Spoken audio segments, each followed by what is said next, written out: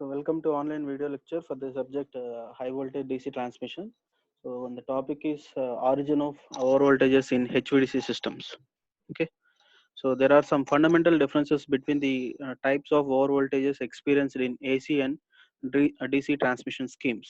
And the main differences are: one is the commutation phenomena between the converter devices, which even during normal operating conditions results in complex voltage waveforms. And the other is the combination of direct and alternating voltage. So actually here we can see the difference, that is in the normal power systems there are the different causes of the over voltages, right? So, but coming to the HVDC, we have to discuss, especially at the inverter, the HVDC stations, what are the causes of over voltages? Because this HVDC transmission is completely different when compared with the normal power systems. Okay, so I mean the normal transmission techniques. Okay, so here we can see the complex waveforms. So even during normal operations also, so we can observe the complex voltage waveforms. So actually we have a condition that the voltage and the frequency should be maintained constant, and of course it has to be a pure sinusoidal waveform, right? But even under normal operation conditions also, in the HVDC there exists some complexity. So what are those complexities and what are the causes for that? So we can see now. Okay, so and we are going to discuss now. And the other is the combination of direct and alternating voltage. So this combination of direct and alternating, in the sense before rectification and after inversion. So that means we are discussing both on the AC and DC there, because in HVDC, so we are going to convert the AC to DC again. The DC is converted to AC there. So we are going to deal with the both AC and DC transmission. Okay, so that is the thing there. So look at the waveforms here. So here you can see the the waveform figure A represents the voltage across a rectifier bridge. So this is obtained after the rectification, right? So here you can observe the some ripple content appears in the waveforms. Okay, so the arrow indicates that the peak transient at a load disconnection. Okay, so for the rectifier station, what is the load means? The inverter. Okay, so next this is appeared because of the commutation overshoot included. So the switching action. So under the switching action also, so there exists some small overshoots in the output waveforms. Okay, so this is under normal conditions. So there here we are not considering any extreme cases. Okay, next look at the figure B there. So here also this is the AC waveform. Okay, so we know that the converter transformers are used in the HVDC, and what are the what are the constraints we have considered in the converter transformers? So what is the purpose of it? What are the leakage reactants and all we have discussed earlier? Okay, I think in the working principle, right? So here the converter transformer secondary winding is fed to the converter bridges. Okay, so soon after connecting to this, what happens? It can never be a pure sinusoidal because of its switching action, and because of its some internal capacitance and based on the saturation point. So there exists some complexity in the input waveform also. Okay, so that is how happening in the AC and DC waveforms there. So that is the meaning of the earlier previous point, the combination of AC and DC and the complexities which we are going to see in the waveforms in HVDC even under normal operating conditions. Okay, so here, from this waveform also we can say that even though it is running in a normal operation also, there exists the some harmonic, the harmonics in case of AC and the ripples in case of DC. Okay, so there exists some complexity in the waveform. Okay, so that is the situation in case of the HVDC transmission techniques. Okay, so figure B, you can see that face to face voltage on the valve side of the converter transformer. Okay, next. So on the bridge units of multi-group converters are normally connected in series on the DC side, and in general they are symmetrical placed with respect to earth, as shown in below figure. See, we have seen in case of the types of HVDC links, right? Monopolar, bipolar, and homopolar. Okay, all the bridges will be symmetrical in the sense based upon their switching action, and of course the rating of the switches which we are preferring in the bridges. Okay, so it appears to be in series connected bridges, and we have place the earthing. Okay, so between these two bridges, okay, the number of energy storing elements increases in proportion to the number of bridges on the same side of the earth. So what does it mean? So if we keep on increasing the bridges, of course, in case of HVDC, the maximum number of bridges we can go is 2, right? So if we keep on increasing also, additionally we have to use the energy storing elements for their protection. Okay, so I mean, for either protection in the sense, either it can be used as a heat sinks or provide any surges later on, which we will discuss further in this session. Okay, so energy storing elements in the sense, either it may be a capacitor or inductor or both. Okay, so and the amount of using also it gets increased. Okay, this leads to we'll see here. So what happens, a number of and this results in growing voltage to earth stresses on the bridge valves. Okay, so if we keep on increasing these elements also, these energy storing elements along with the bridges, so the stresses gets increased. Okay, especially the voltage stress on these components gets increased, which leads to stress in the switches also. Okay, so that is another complexity, but anyhow we have to use the protection devices for these bridges, so that is mandatory. Okay, so we cannot avoid that, otherwise it may leads to some severe damages based upon the issue. So what are the issues and all, we'll see here. According to their source of origin, so source of origin in the sense, the over voltages. Okay, so over voltages can be divided into, so these are the cases, and the first one is over voltages excited by disturbances on the DC side, over voltages excited by disturbances on the AC side, fast transients produced on the converter itself, and the last one is fast transients of external origin. So that is the lightning or switching type surges.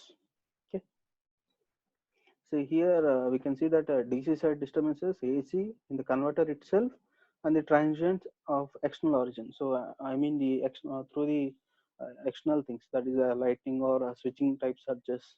Okay, so I will discuss one by one here. First, we will see the over voltages excited by disturbances on the DC side. So in order of increasing relevance, so three types of DC disturbances need to be discussed. See, caused on the disturbance, I mean, from the DC side, if you want to discuss, so in order to maintain the power quality, okay, power quality in the sense, there we have to maintain the constant voltage, and of course, the to certain extent, the current also may be constant there. I think we have discussed in the control strategies, right? A constant current control, constant extinction angle control, likewise. Okay, so we, in order to maintain the quality there, so some cases may arise in the DC. Okay, so what are the issues and all, we'll see. Because of these issues, there may be chances of over voltages in the HVDC. Okay, so let's discuss one by one. First one is, when a short circuit occurs in one pole of an HVDC bipolar transmission system. So we think, we are well known that mostly we prefer the bipolar transmission, right? So when a short circuit occurs in one pole, okay, so in an HVDC which is of a bipolar, a transient over voltage is induced on the healthy pole. Okay, so as a short circuit appears means there exists some transients which is linked with the healthy pole. So healthy pole in the sense, it is under running under normal operational conditions. If suppose due to any cause in the there appears a short circuit, it is going to linked with the converter which is running. I mean pole in the sense, either the positive pole or negative pole there. Okay, right. So it is going to be linked. These transients and all are going to be linked. However, the level of voltage over voltage will be limited to under 2 per unit by control action, and does not constitute a decisive factor for for the insulation coordination. So what does it mean? So these over voltage, so whenever a short circuit occurs means there may be chance of over voltage. Okay, so because of these over voltage can also be limited there. Okay, so basically our reference will be 1.0 per unit. Okay, whatever may be the magnitude, we consider it as a 1.0 per unit. So even though if it can control up to 2.0 per unit based upon the control action. So control action in the sense, whatever the control strategies which we are preferring.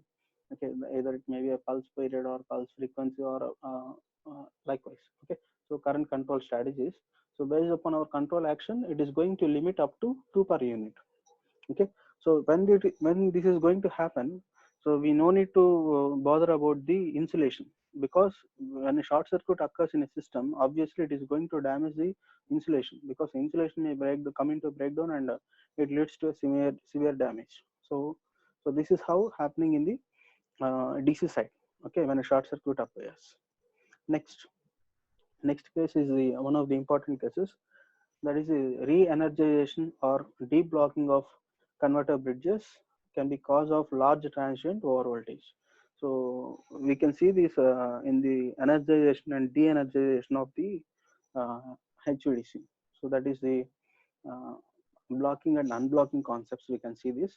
So suppose if we are going to deblock, that means we are bringing back the this HVDC to its original position.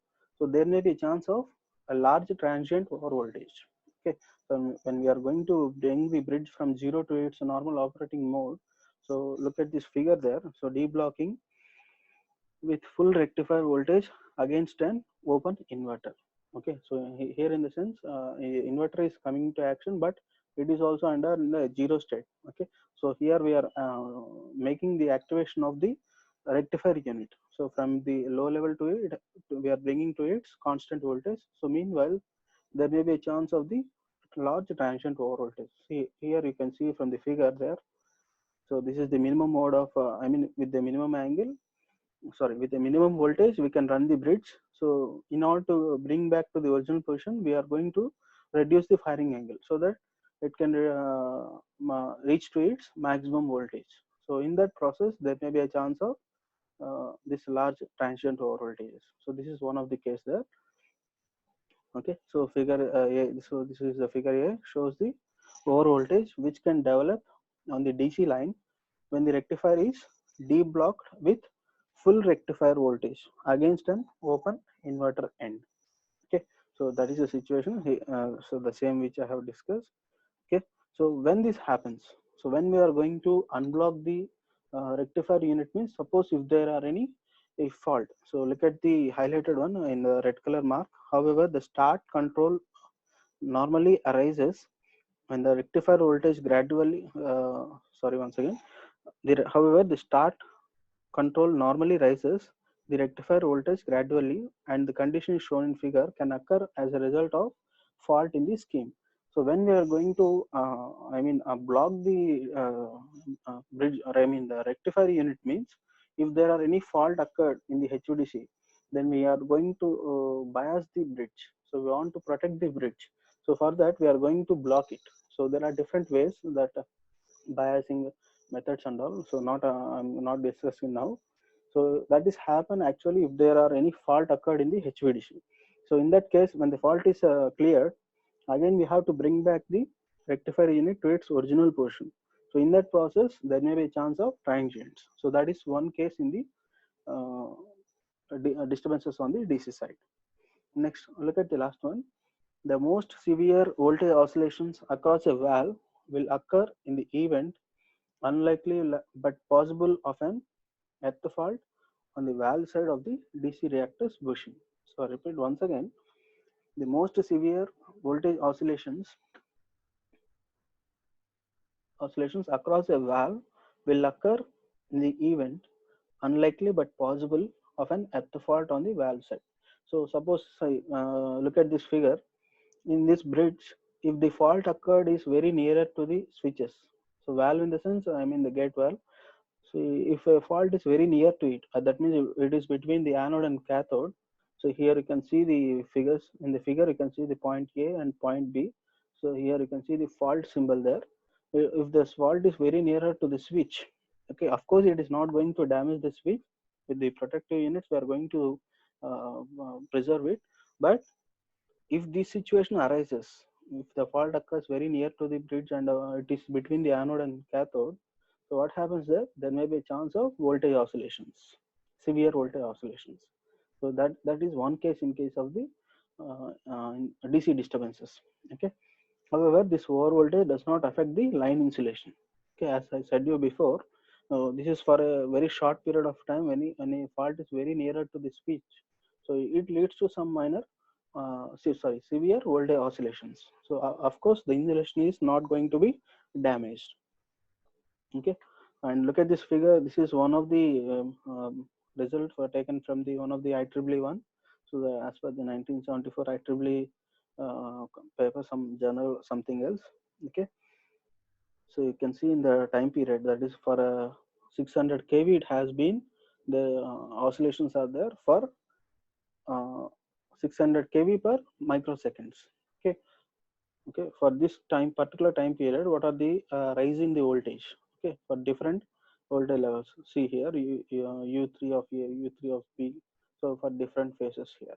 Okay, so look at this diagram. Calculated maximum rate of rise of earth fault over voltages across the valves.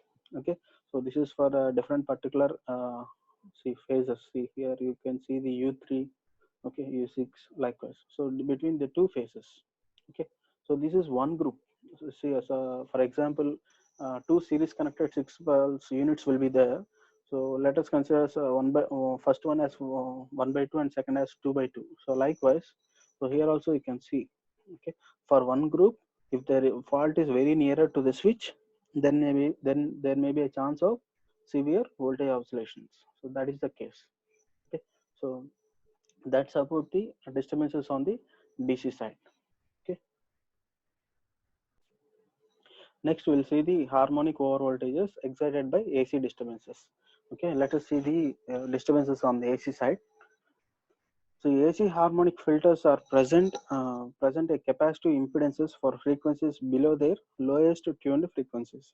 See, especially what is the functioning of the filters in order to eliminate the harmonics, right? See, the higher order harmonics severity will be very less in the system. So especially for the lower order harmonics only, we prefer the filters which are shunt connected to the power system. Either in the in case of the HVDC also, the same scenario happens. Okay, so we go for the filters. See, filters in the sense, what are the components in the filters? So obviously the energy storing elements. Okay, so different combinations of the these energy storing elements, that is RLC parameters. Okay, RLC components. Okay, next, if the AC system is inductive, as is the usual case, there is the possibility of a parallel resonance between the filter and the system at one of these low harmonics of the supply frequency. See, that is the problem with the filters. Okay, basically AC system in the sense, mostly it will be of inductive case there. I mean, the majority of the reactance offered by the power system there is the inductive part. Okay, suppose if we go for a parallel connected, of course the filter itself is parallel connected there, it leads to some parallel resonance. So what is the resonance case? So resonance in the sense, it creates the cancellation of the reactance. So I think we are well known that. So in the resonance, the frequency at which the maximum power delivered is the resonance condition there. Okay. So because of these filters, these reactance may get cancelled out for a short period of time. It creates a resonance conditions in the system. So which should not happen in the power system. Okay, so what happens, it may leads to some over voltages. Okay, so that is one of the drawback of these filters. Okay, here we have considered one example. The third or fourth harmonic is the presence of fifth harmonic filters. See, likewise for especially the lower order harmonics elimination, we are going to use these filters, which creates a parallel resonance for certain cases. It is not happening continuously, but at a short period of time. Okay, so there may be a chance of cancellation of the reactance part, and it leads to some resonance condition for short period of time. Okay, so right this, and the lower resonant frequencies will usually result in increased over voltages. So that is the case here. It may be a source for the over voltages. Okay, next look at the figure here. The following disturbances such as transformer switching. So here I have said you before, so at a particular situation there may be a chance of resonance condition. Here we are discussing what are the sources of that. Okay, when there may be a chance of this resonance condition. Okay, see, transformer switching, load rejection, AC system faults, etc. So let us consider the AC system fault. So you look at the figure here. So this is a normal three-phase power waveform. Okay. Suppose if any fault occurred, any three-phase fault or something, for a short period of time, around 100 milliseconds. Likewise, if we consider a small fault occurred, all the voltage levels have gone down. Okay, so this is under voltage waveform. Okay, for a short period of time, all the voltage levels has been gone down, and again, of course, it is recovered. Okay, so it may be a transient in the sense for short period of time only there exists the fault there, and of course it is recovered. Here you can see the waveform, it is not the same as the before the fault. Okay, so these are the over voltages there in the waveform. So this may be a possibility because of these filters. Okay, so soon after fault recovery, so there may be a chance of overshoots in the waveform. So this is one of the disturbances on the AC side because of this parallel resonance condition. Okay, so this is one small example by considering a AC fault. Okay, here we need to consider these overshoots, not about these faults. Okay, at that particular situation, we can see how these filters are helping the, how these filters are causing the overshoots in the waveforms. Okay, so this is one type of fault in the AC side, right? Next, the most important over voltages occurring during three-phase faults. Okay, so three-phase fault clearance, as I said you before. So especially in case of the three-phase faults, so you can see from the figure, so all the voltage levels will be going down. So in that situations, we can see the this disturbances on the AC side, and the level of harmonic over voltages is very dependent on the effective system resistance, and therefore on the impedance angle of the system at the harmonic frequency. As I said you before, so these the filters which you are using, there exist the components. So it is going to vary the impedance, because if the frequency varies, obviously the elements which we are using there, that is either a reactor or a inductor, it is going to be changed there. The reactance is going to be changed. So obviously it leads to change in the impedance. Okay, so that may be one of the cause for the over voltages. Next case is about unbalanced AC faults cause the injection of second harmonic voltage and current on the DC line. So this is one, just consider as a small example here. Under unbalanced AC systems also, it may lead to second harmonic voltage and current on the DC line, which may excite oscillations if the natural frequency of the DC line coincides with this frequency. So this is going to be, it is going to be what I can say overlapped with the DC frequency. DC frequency in the sense there exists some ripple content. Okay, so in that ripple content also there exists some minimum frequency. So from this figure also you can see there. See, look at this figure. So it has some DC frequency there. Okay, certain, because the amplitude is changed with respect to time period. So it is going to be what I can say. It is going to be aided with the DC ripples. So that is the meaning of this point there. Okay. So it is excite the oscillations if the natural frequency of the DC line. So natural frequency of the DC line in the sense the ripple content which has certain frequency in the DC part, it is going to be added with that. Okay, so that means it is going to be incorporated in that. Next, so that's about the cases on the AC side. Okay, next, over voltage owing to converter disturbances. In the converter itself, if there are any faults, so what are the situations and how we are going to observe that? So look at this internal converter disturbances such as repetitive misfire, okay, or commutation failure. Okay, so these two are the important cases. One is misfire or commutation failure. So misfire in the sense, suppose we want to trigger T1. So suppose I consider a 6 pulse converter unit. So the upper arms are 135 and the lower arms are 462. Suppose 1 and 2 will be acting. Next instant 2 and 3 should be active. So in case of 3, suppose it is conducting some other switch. So that is nothing but a misfire. Okay, so that may be happened because of some any simulation failure or something, some issue may occur. Okay, next, commutation failure. So it is failed to turn on. The commutation failure in the sense, if it is failed to turn on, or what I can say, commutation failure in the sense because of some internal disturbances or because of some what I can say, because of this harmonic content also, there may be chances of failure in the switch. Okay, so these two are the cases in the converter. What there may be chances, okay, in one valve, and can inject fundamental frequency voltage on the DC line. So this is important point. Once again, we'll see this internal converter disturbances such as repetitive misfire or commutation failure in one valve can inject fundamental frequency voltage on the DC line. So fundamental frequency voltage in the sense the AC. Okay, so this AC is going to be injected in the DC. So that is a normal case there. Suppose if the switch is failed, so what does it mean? It acts as a short circuit. So whatever, it is not going to rectify the AC to DC there. So directly the AC is fed to the DC part. So that is the meaning of this point. So inject fundamental frequency voltage on the DC line. So this may be this may happens because of the failure in the converter unit. Okay, so this is one best examples. So look at this figure, an example of fundamental frequency resonance which occurred during early operation.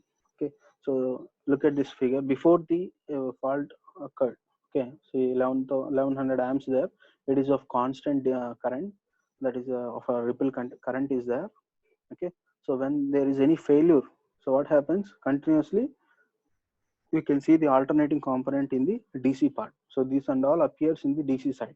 So this should not be happened there. So this we have considered from the earlier previous paper there.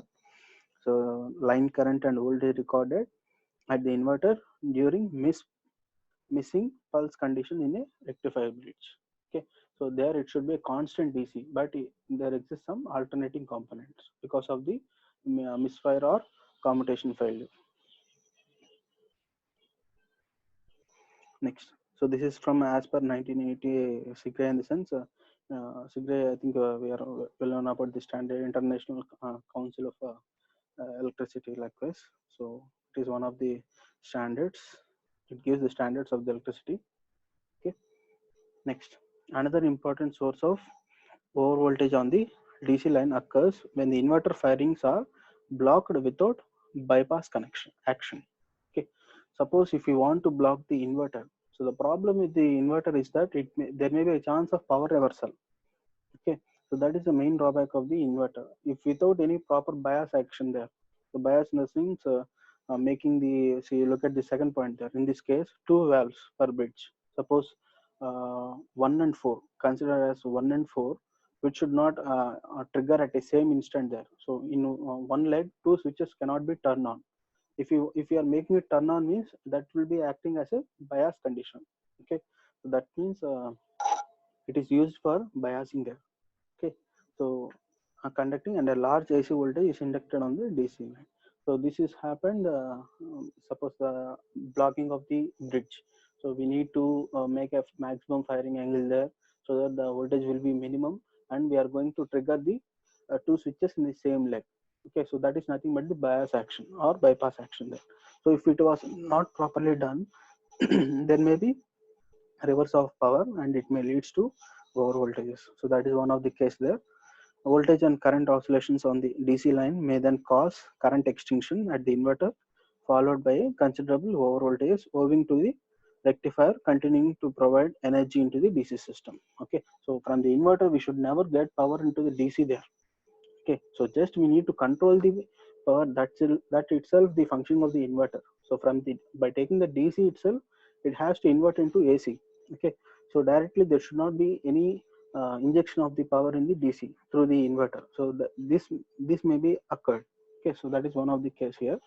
Next, a properly designed converter current control system is very effective in reducing DC over voltages and oscillations. So this is what I mean. Of course, alpha is the control parameter in the rectifier, and the gamma is the control parameter in the inverter. So if there is no proper current control strategy, so this may leads to oscillations in the DC side, and it can be reduced with a proper current control strategy there. Okay, that means either IPC or EPC scheme. So earlier we have seen there. So what are the different control strategies? So only two things we are going to follow there: IPC and EPC schemes. Next, even when the line is resonant to the frequency of the injected AC voltage, a good controller will limit the over voltages to less than 50% of the line voltage. So it is mentioning that 50% of the line voltage from its over voltage can be prevented. So with a proper current controller. Okay, so like next case is fast transients generated on the DC systems.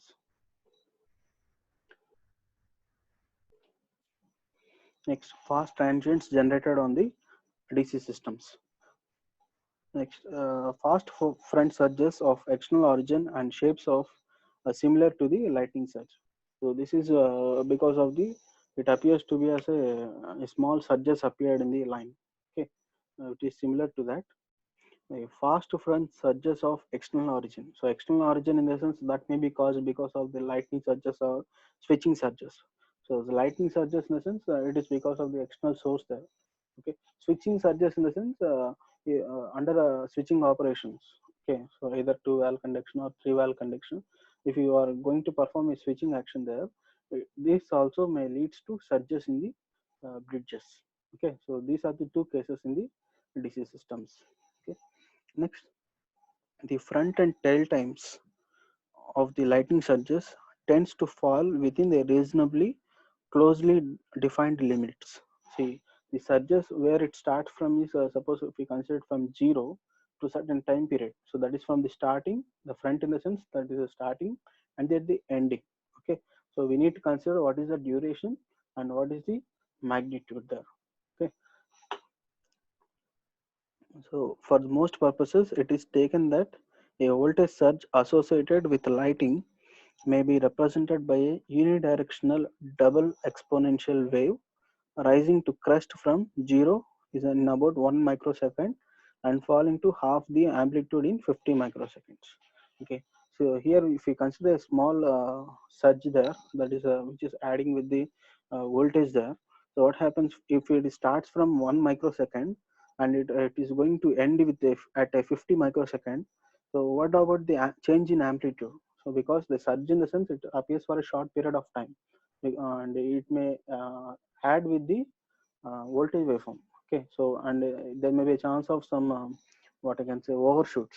Okay, so this surge may be appeared for a short period of time. Let us consider here 1 microsecond to 50 microseconds, and it amplitude gets half of its.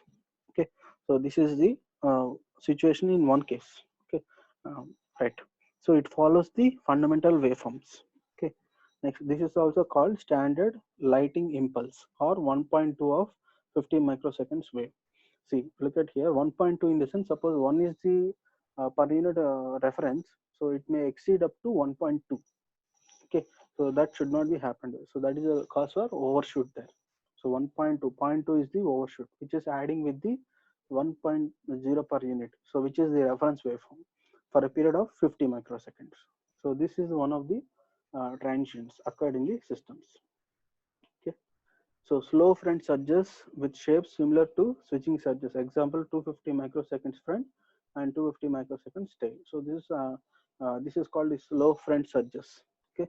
So this is the duration of it. So it starts from 250 microseconds and ends at 2500 microseconds. Okay, that is a tail there. Okay, let us discuss about the lightning surges. Okay, before that, the characteristics of lightning and switching surges are well documented and are only considered here in as much as they affect the insulation coordination of the converter plane. So here we are not going in detail of what about the surges, what is mean by surges and how it appears to be, what are the standards and all. We are not going to discuss, but we are discussing how long it is going to be affect the HVDC system. Okay, and is there any insulation failure and all. So because we need, the main problem is that the surges is that it may be leads to insulation breakdown, so that should not be happen, and we are going to rectify it. How we are going to rectify it and what are the measures taken for it and all, we are going to see here. So let us see the lightning surges. The steep wavefront of a lightning surge traveling along the DC overhead line is first slowed down by the line surge impedance. The steep wavefront in the sense of steep in the sense of a straight waveform. So wavefront in the sense it is of a distorted waveform, appears to be same in the overall waveform.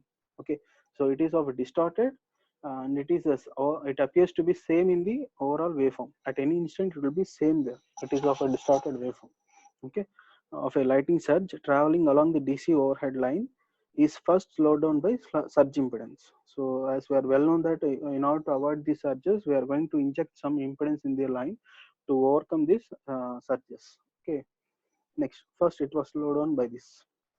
Next, the propagation of the incident surge into the converter station depends on the characteristics of smoothing reactor and DC line surge capacitor. So from this figure only we can have a clear idea on that. So you look at this a part of the HVDC there. So this is about the smoothing reactor, and for this we have used a this is the converter bridge, and here we are using this. Sorry, this is not the smoothing reactor. This is about the surge impedance.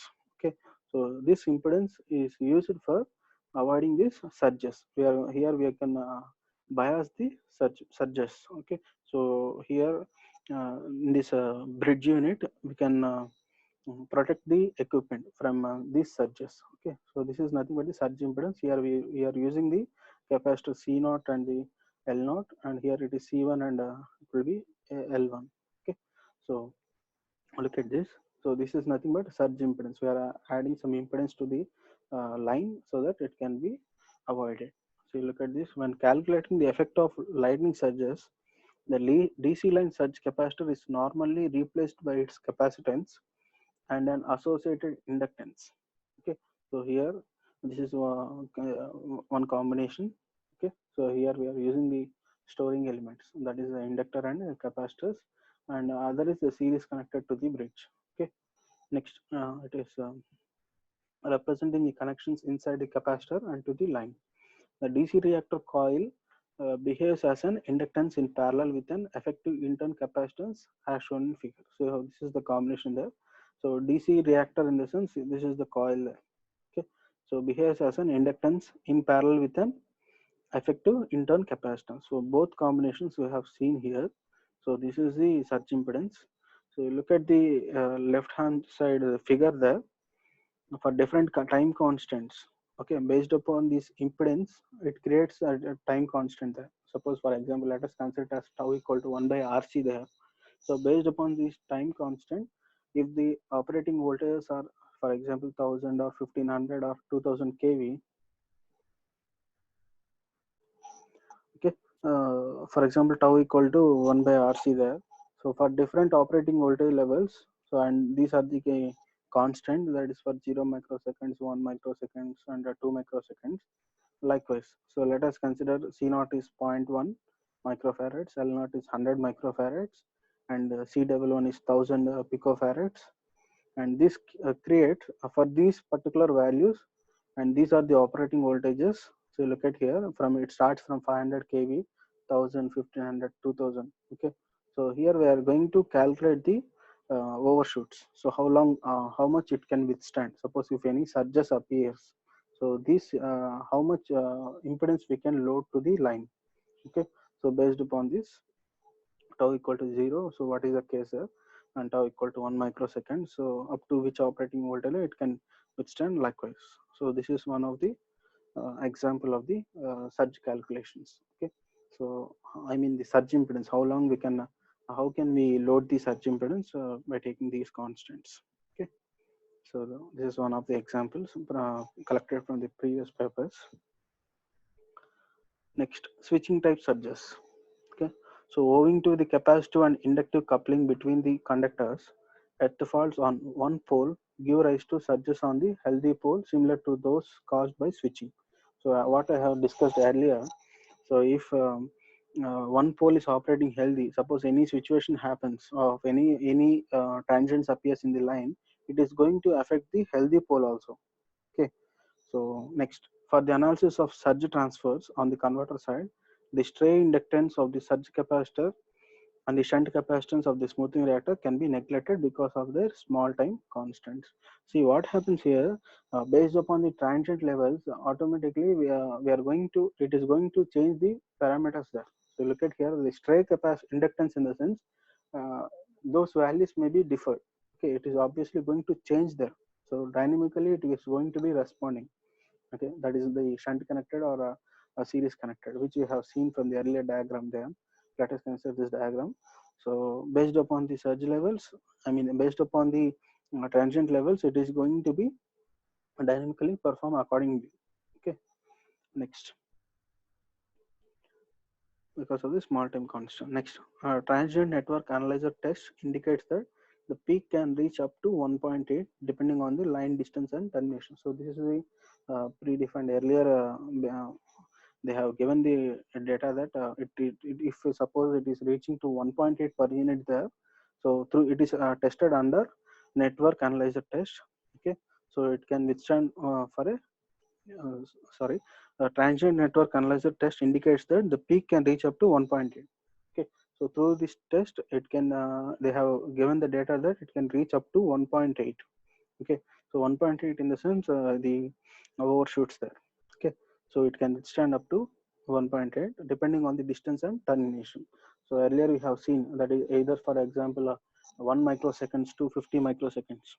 Okay, likewise. Next, for a converter in its normal conducting mode, the distribution of the switching surges is governed by the amount of inductance existing between the points concerned and the ground. So for a converter in its normal mode, the distribution of switching surge. So we need to bias the surge. Okay, so we are going to distribute the surge to these parameters. So look at this here. These impedances, it is going to phase the surges. We are going to share the surge for this series connected components and the shunt connected components there. Okay, so that depends upon the earth connections. Okay, so depending upon the inductance existing between the points concerned and the ground. Okay, so here the earthing plays a vital role in the fault clearing. So not about the HVDC I'm saying, for any case, so earthing plays a vital role there.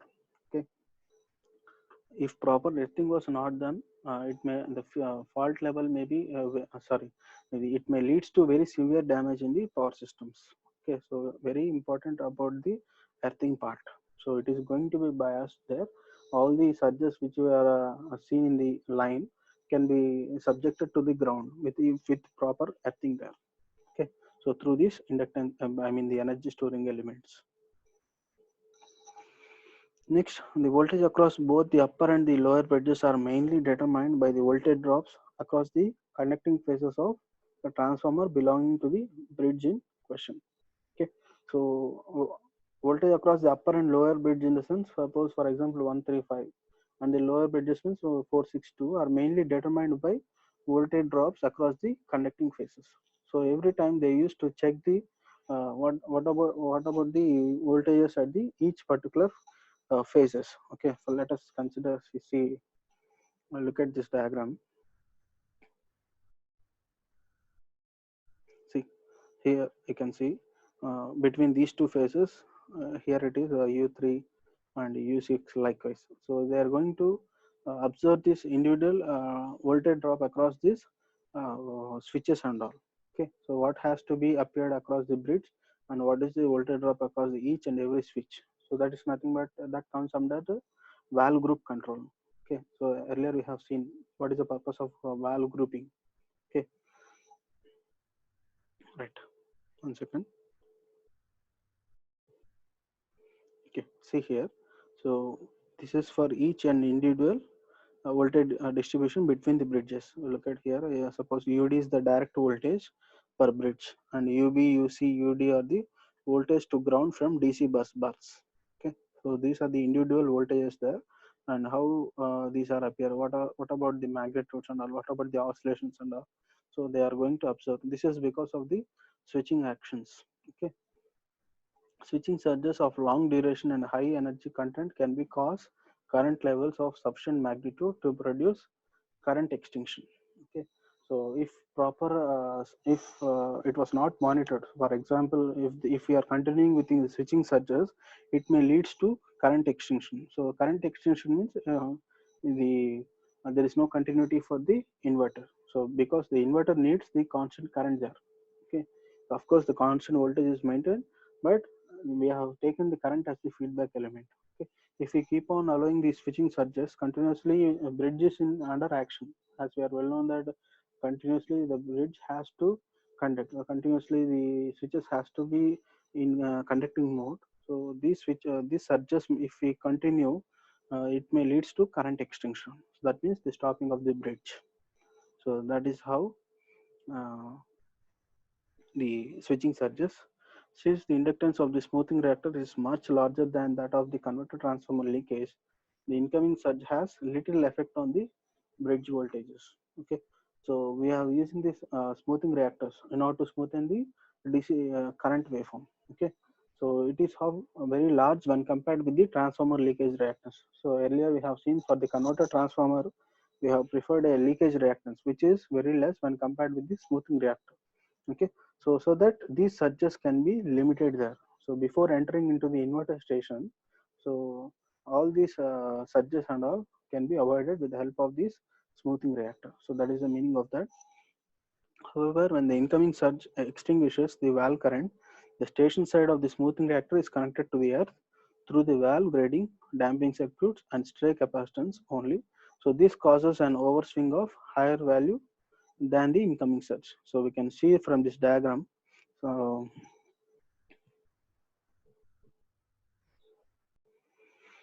see, look at this diagram there.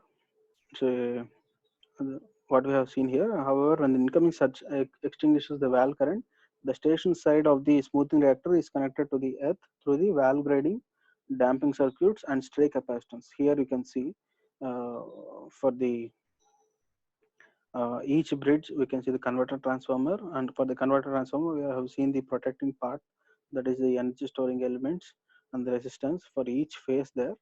Okay, so this will respond accordingly. Okay, so this surges and all will be biased through these elements at each phase. Okay, that is UD. This smoothing reactor is grounded with respect to by using a capacitors and all. Okay, so that these surges can be avoided. Okay,